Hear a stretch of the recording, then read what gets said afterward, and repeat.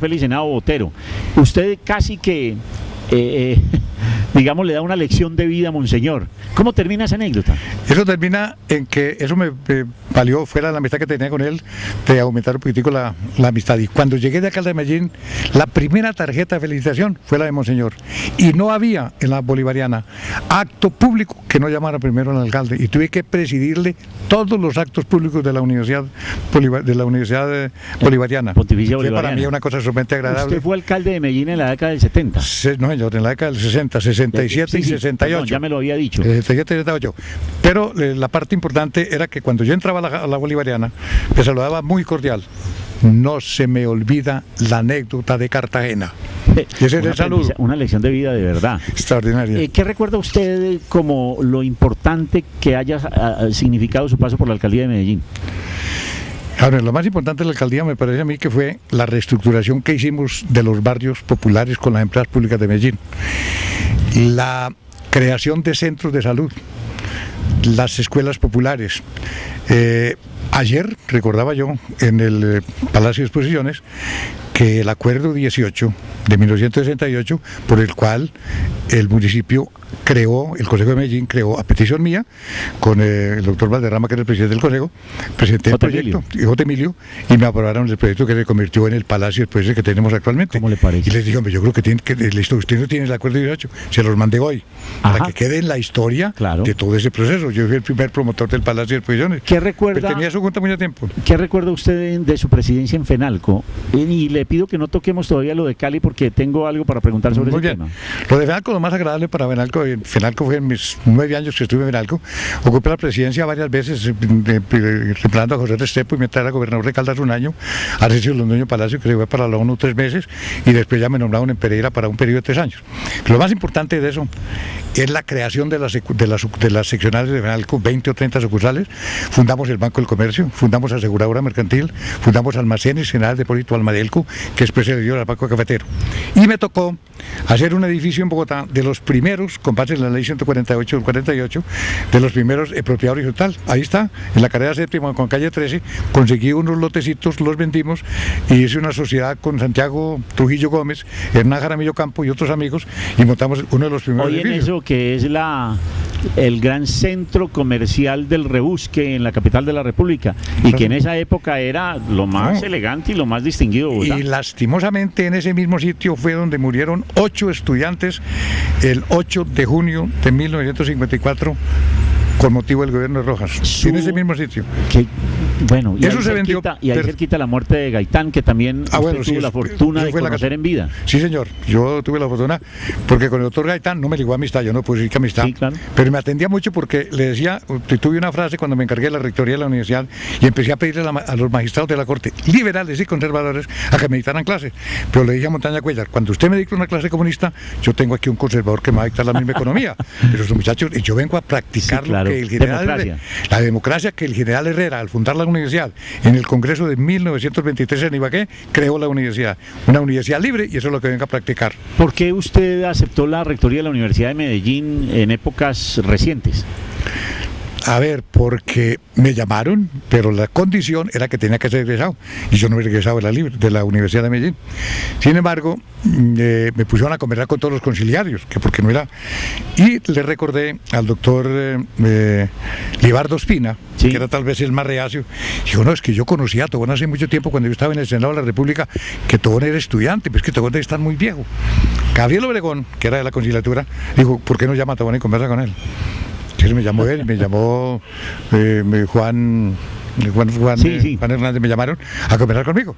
Y entonces dije, lo que pasa es que a usted se les olvidó que Luis Carlos Mesa,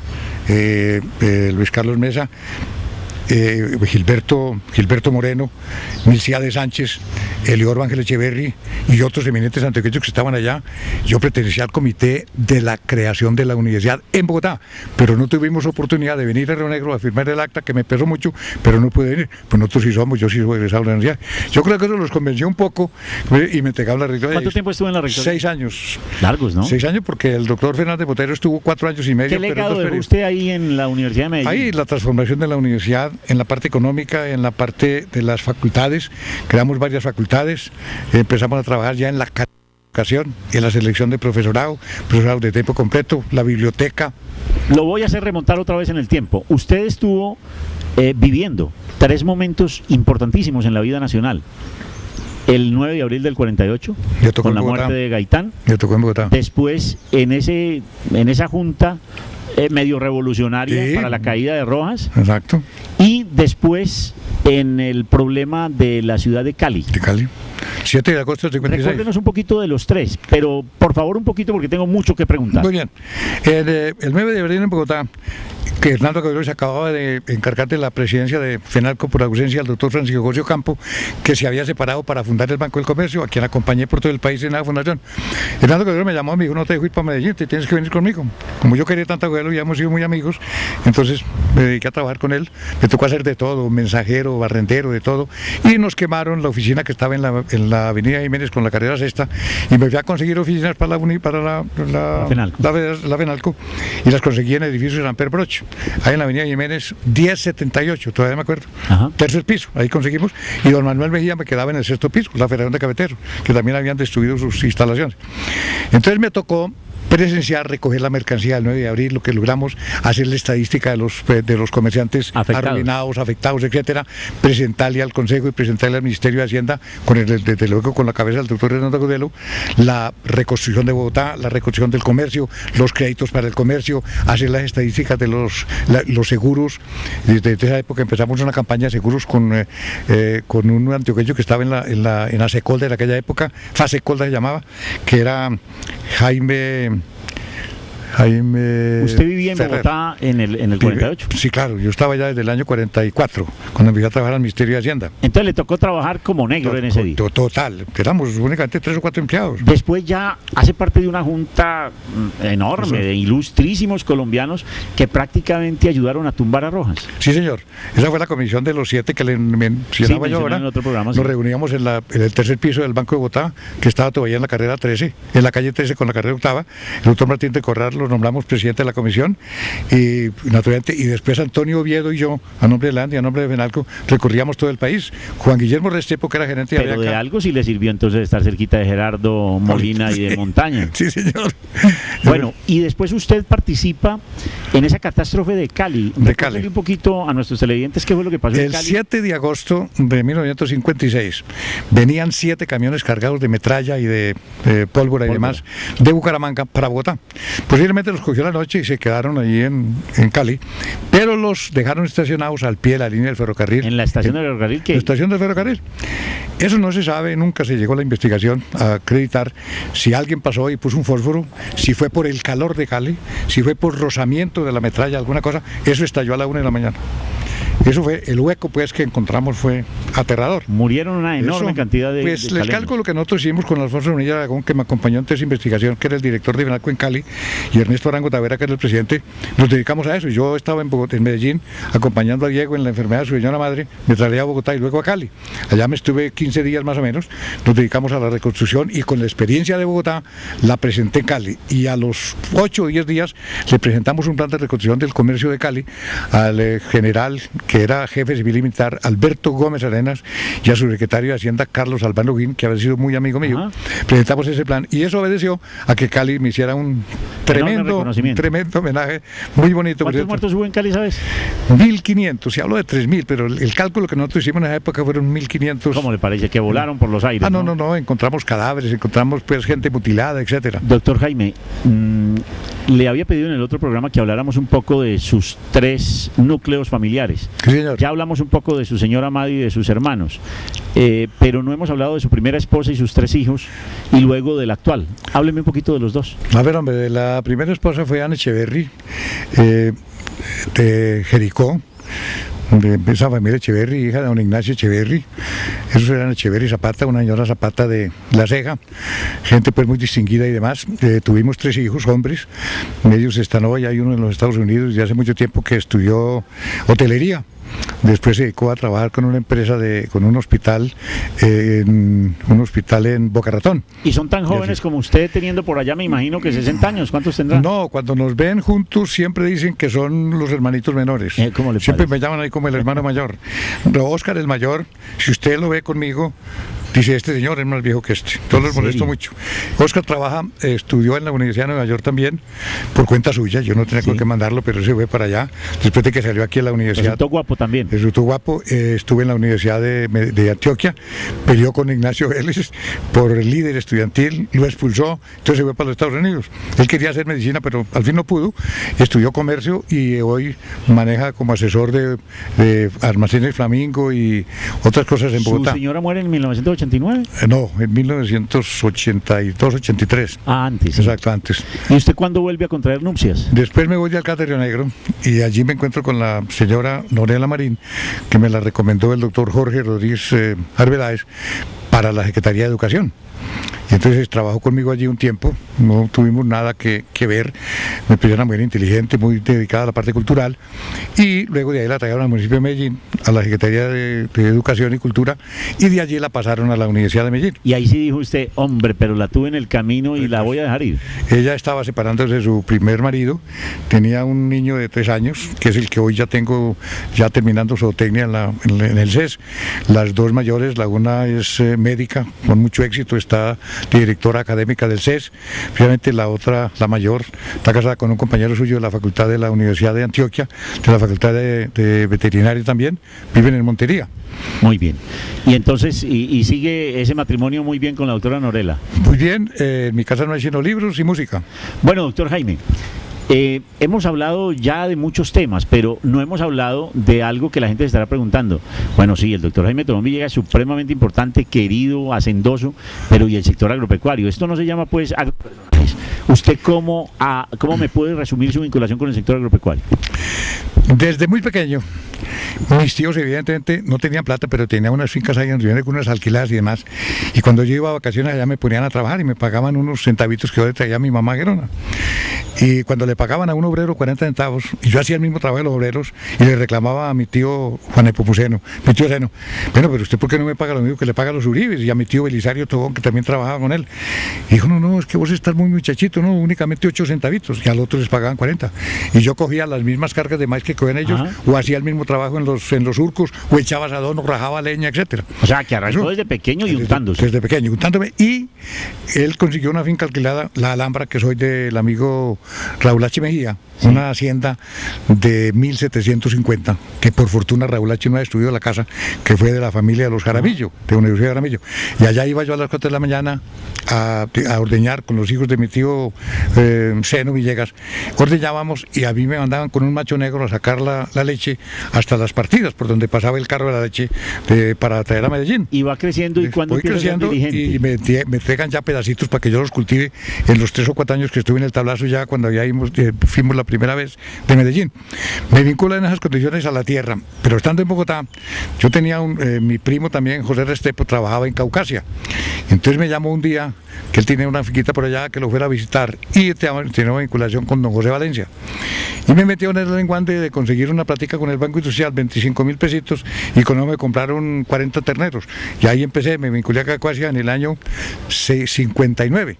Hicimos una sociedad que llamaba 3J y compañía, ya me vinculé allá, empecé con ellos, después eso tuvo dificultades con los socios, y ya después me trasladé a Arboletes, y ya me fui encañando más por ahí. Engordando ganadito. Engordando ganado, y trabajando con eso, y me nombraron gerente del Fondo Ganadero, en el año 59. Del viejo y exitoso Fondo Ganadero. Del viejo y exitoso Fondo Ganadero, que en esa época éramos 24 fondos y teníamos 850.000 cabezas. Íbamos por un programa que yo había hecho de más o menos 2 millones de cabezas. Usted está hoy en el nuevo Fondo Ganadero. El nuevo fondo. Y lo hizo crear casi usted, sí. Y casi como diciendo, pero esto no lo podemos dejar perder. No lo podemos dejar perder. Yo le pasé una carta al doctor Alberto Willis y me llamó.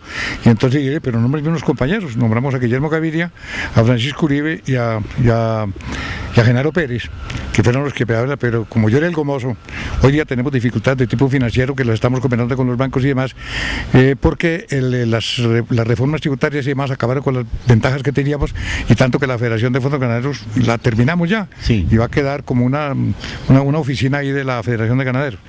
Entonces mi vinculación con el campo ya fue mucho, y ahora, en mis últimos años, después de terminar más o menos unos 15 años dedicado a las universidades, porque el último cargo que tuve fue, después de la rectoría de la Universidad de Medellín, pasé a ASCUN. ACUN, Asociación Colombiana de Universidades, también. la mejor experiencia que he tenido, porque es que estar uno con 70 rectores, eso es de una importancia extrema para mí, tal vez y luego me dieron la oportunidad de ser miembro del Consejo Nacional de Educación Superior, el famoso CESU. Éramos 15 rectores, 12 rectores y 13 rectores en ejercicio, donde me volví a vincular la Javeriana, con el externado, con la nacional. Esa ha sido para mí la experiencia que le entregué hace 2 años. Y después de eso ya decía, ahora mis últimos años le voy a dedicar al campo. Y le dije al doctor Uribe, ayúdeme, que yo quiero que la gente vuelva al campo. Recuperemos el campo colombiano, donde está la pobreza, donde está la miseria, pero donde está la paz. Es decir, que usted la vinculación al campo la tiene toda la vida. Me dicen los que están cerquita de usted, que usted no estudió medicina veterinaria, pero sabe más de medicina veterinaria que muchos. Que usted no estudió zootecnia y sabe mucho de nutrición animal. ¿Eso es en el ejercicio de la experiencia? En el ejercicio y las lecturas. Lo mismo cuando estuve en las empresas públicas, que me tocó manejar a los ingenieros. Después en Camacol, cuando yo fui a Camacol en Bogotá, me acaban de hacer un homenaje muy bonito que agradecí mucho el año pasado por los 40 años de Camacol. Yo fui el fundador de Camacol a nivel nacional, con José Gómez Pinzón, ¿cómo le parece? Con Santiago Trujillo Gómez. ¿Por qué Camacol? Porque me llamaron recién salado de la Universidad Libre. Entonces me llamaron de Camacola que les ayudara a fundar. Los ingenieros de Cali y de Medellín tenían 2 oficinas en estas 2 ciudades. Pero entonces, no Alberto Vázquez Restrepo. Alberto Vázquez Restrepo me sucedió a mí en la... Oiga, hombre, pero entonces usted siempre se ha chocado en la vida con goditos. Sí, permanentemente.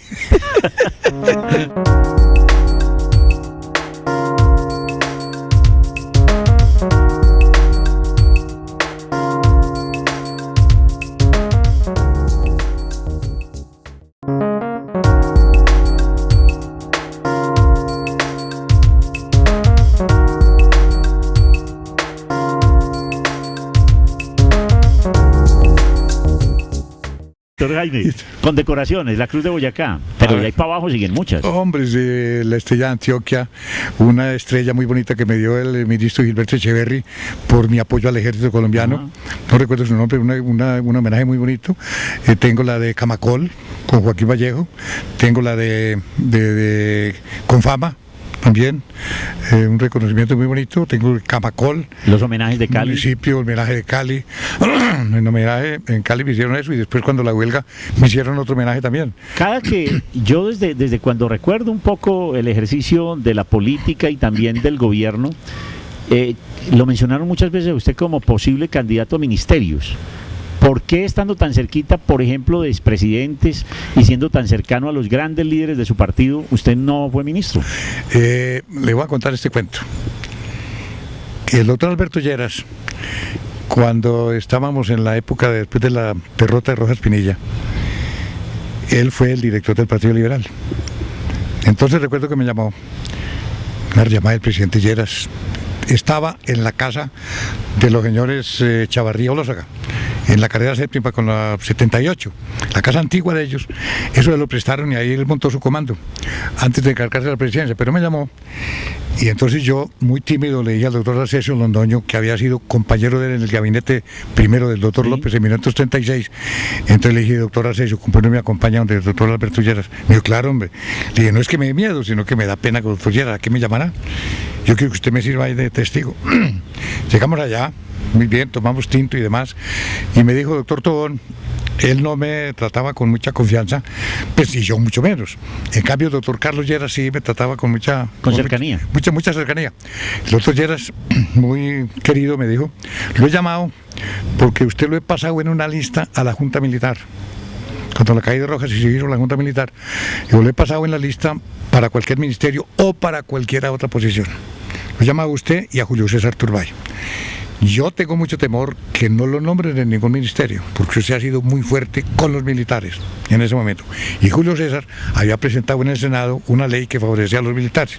Pero en todo caso, doctor Tobón, cualquier posición que ofrezca, hágalo en bien del país. Usted que estuvo trabajando en esta comisión y demás, entonces le voy a rogar, simplemente lo llamo a eso. Y el presidente, ya, no me hable más, que ya el homenaje está hecho. No importa que no me nombren de nada. El solo hecho que usted piense que yo puedo servir a una posición de esas. Doctor Jaime, preguntas rápidas, respuestas muy rápidas. Respuestas muy rápidas. Amigos de la alta política de los que usted se haya enorgullecido de estar cercano de ellos. 2 o 3 nombres. Carlos Lleras. 1. Alberto Lleras. Sí. Y Hernando Agudelo Villa. ¿Y no me vamos a nombrar al maestro Echandía? Perdón, pero ya por la parte cultural más... Bueno, listo. Maestro Echandía, no, Antonio Rocha, el maestro Echandía. ¿Por qué no se volvió bogoteño? No, porque yo seguí visitando mucho Antioquia permanente y mucha vinculación con los antioqueños. Llevé muchos negocios de Antioquia. ¿Qué responsabilidad le hubiera gustado en Antioquia que no tuvo y que todavía dice, hombre, yo hubiera podido hacer esto? A ver, hombre, pues... tal vez la gobernación para hacer una cosa que le he pedido a los distintos gobernadores y que ahora el doctor Aníbal lo está haciendo muy bien. ¿Su mejor amigo del Partido Liberal en la historia, a excepción de sus grandes? Hernando Agudelo y Diego Calle.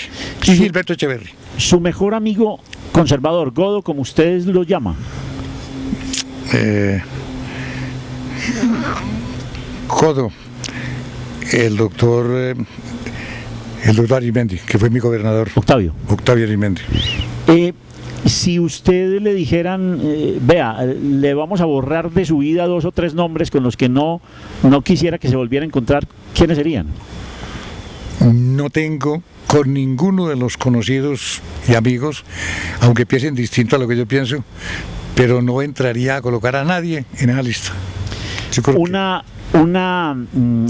anécdota de su vida muy corta, distinta a la de Monseñor, que usted crea que haya marcado su existencia.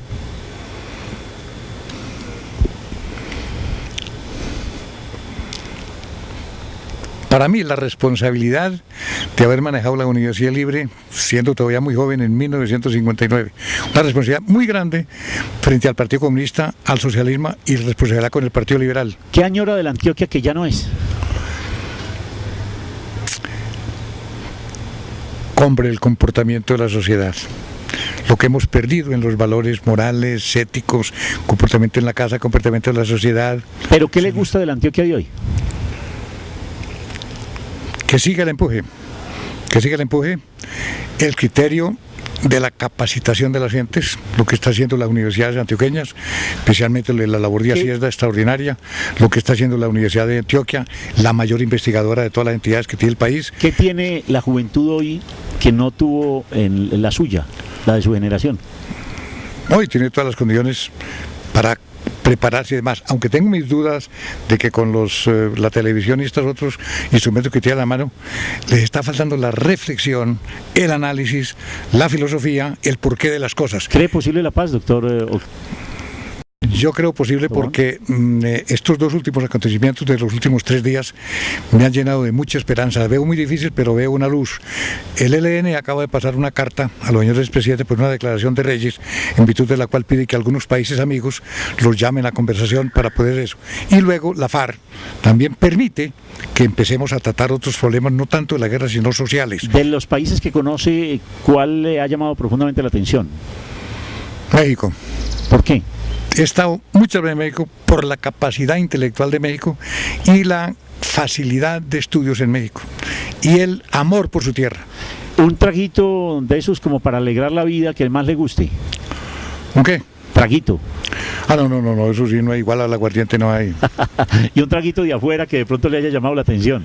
No, de afuera no, tal vez el whisky pues, pero muy... ¿Su comidita preferida cuál es? No, señor, como yo me eduqué con unas condiciones muy precarias, no tengo problemas con las comidas. ¿A estas alturas, a los 86 años de vida, le cae mal el chicharrón o no? No, señor, pero generalmente no lo como. ¿Alcacéser o sal de frutas? O nada, ni sal de fruta ni alcacéser. ¿Coca-Cola o jugos? De Coca-Cola cero, agua. Agua. Agua. ¿La fruta que más le gusta? La fruta, la papaya y el banano. Papaya y banano, pero que no le vayan a dar papaya, ¿no? Que no me den papaya, eso sí. Bueno. Tal vez por eso la como. ¿Usted cree que va a ser posible rescatar el sector agropecuario y sobre todo el tema del ganado? A ver, si el gobierno colombiano, empezando por el señor presidente de la República y el ministro de Agricultura actual, se convencen de las posibilidades que tiene Colombia en el campo colombiano con la ganadería, para unas posibles y futuras exportaciones, no tanto inmediatas, pero para suplir la alimentación colombiana. Venimos de 25 kilos, estamos en 15. Y la FAO y la OMS nos recomiendan 60 kilos por habitante año.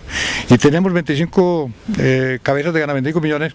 Y yo estoy proponiendo en un libro, que se lo voy a entregar enseguida, de repoblamiento ganadero, donde sostengo que en las 60 millones de hectáreas podemos tener casi 60 millones de cabezas en 10 años. ¿Qué vamos a hacer para quitarle el hambre a los niños antioqueños y colombianos? proponerlo como está haciendo Colante en este momento, y perdónenme la cuña, que está entregándole al municipio de Medellín una leche muy barata, lo mismo en Bogotá, para los niños. Y en la carne tenemos que hacer un esfuerzo igual.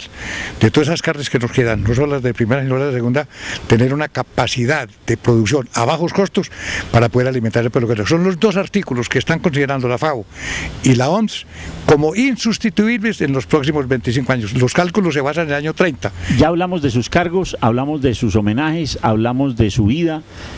Una sola pregunta, como para resumirlo todo: ¿de qué se siente usted orgulloso, Jaime Tobón Villegas? Si hoy escribiera usted como el testamento de Jaime Tobón Villegas en cualquier nivel, intelectual, espiritual, de obras materiales, ¿con qué se queda? Me quedo con el esfuerzo de mi madre, a pesar de las condiciones precarias en que nos levantamos allí en Gerona, de haber hecho el esfuerzo de habernos educado.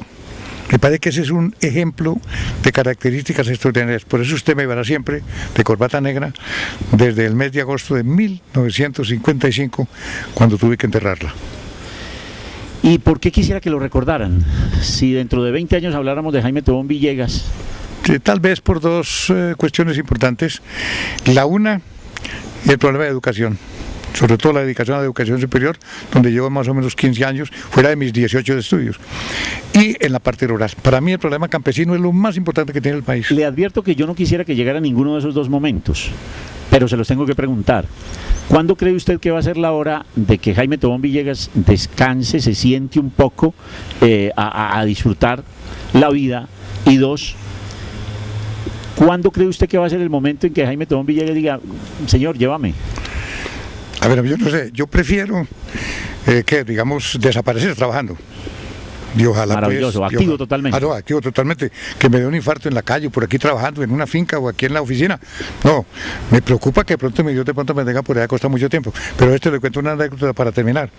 Cuando la familia muy reducida celebramos los 80 años en la iglesita del Tablazo, donde me bautizaron, en 1919, vino el padre Leopoldo Peláez y Monseñor Jaramillo González de Santa Rosa, y dijeron la misa.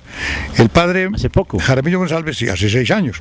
Entonces dijo una misa muy bonita y después me echó un discurso diciendo que Jaime Tobón ya a los 80 años ya era necesario que descansara, que había hecho mucho por Río Negro, por Antioquia, por el país y no sé qué. Dijo Monseñor Jaime. Exageró, era un discurso muy bonito. Y entonces cuando él terminó le dije: Monseñor, en plena iglesia, usted me va a perdonar, yo no puedo descansar, pero le voy a pedir a usted un servicio. Como usted conversa todos los días con el Todopoderoso cuando levanta la hostia, dígale que por favor, de la lista donde me tiene, me pase para la última página. Y de la última página, me pase para la última línea. Pasa el tiempo, se rieron de la anécdota y demás. Pasa el tiempo y ahora, cuando la celebración del año pasado, el 85, vino Leopoldo Peláez. Nos encontramos tal vez en Bogotá. Y le digo: me estoy muy agradecido con Jairo. Dijo: ¿por qué? Le dale una razoncita, como hablas con el CAI todos los días. Que estoy muy agradecido porque hace 5 años mandé una razón. Y la dio tan bien dada que hoy me encuentro mejor en condiciones y estoy con más ánimos que antes. ¿Qué le ha dolido físicamente en la vida? ¿Cuál ha sido su punto débil? A ver, hombre, físicamente, los 2 accidentes que tuve, uno en la universidad, que se me partió una rodilla, y el otro en una casita que tengo en el Retiro. Porque este bastón es de decoración. No, señor, entonces, si no ando con los médicos, inclusive se sorprenden que yo ande un con él, porque tengo 2 cicatrices muy grandes, inclusive la segunda para que me la hicieron viendo y ya la primera. Cuando dice que los huesos no soldan, ¿no? No, exacto, es que la situación, yo ando con mucho cuidado con las... Cuando descansa, ¿qué hace? Pues sí, descansa. No, señor, yo generalmente duermo muy poquito, porque, no sé, pero yo despierto generalmente 2 o 3 veces en la noche, y generalmente a las 4 de la mañana. Inclusive hay una anécdota, porque Norela de pronto me pregunta: ¿usted a qué horas escribe ese libro? Y cuando usted duerme, yo me levanto, tomo mis apunticos y demás. ¿Cuál es su sueño hoy a los 86 años de vida? La paz de Colombia, especialmente la paz en el campo colombiano, donde está la pobreza y donde tenemos una gran diferencia con el equilibrio que trato de buscar entre una sociedad urbana con todas las condiciones del desarrollo y las ventajas del proceso del país, del progreso nacional, y una sociedad rural con todas las necesidades básicas y satisfechas.